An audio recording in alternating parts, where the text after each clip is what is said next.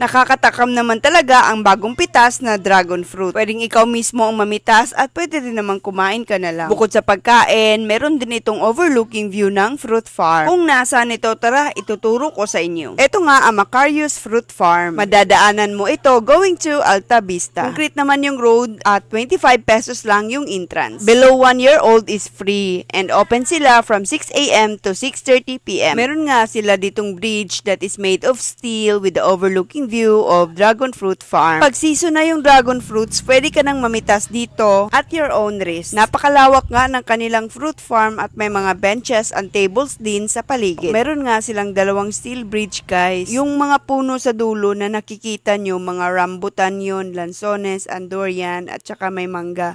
So in the future din, kapag season na nila, pwede ka nang mag-fruit picking dito. Best time to come here is early in the morning or late afternoon para hindi na masyadong mainit. Kahit nga hindi dragon fruit season, ay mai-enjoy nyo pa rin yung dragon fruit dito. 150 nga per kilo yung bili ko dito. Price is subject to change kapag season na yung dragon fruit. And fresh dragon fruit shake cost 89 pesos. Yung fruit shake nila hindi masyadong matamis, perfect lang for me. Tingnan nyo naman itong fresh dragon fruit nila. Sobrang nakakatakam at naubos nga namin yung 1 kilong dragon fruit.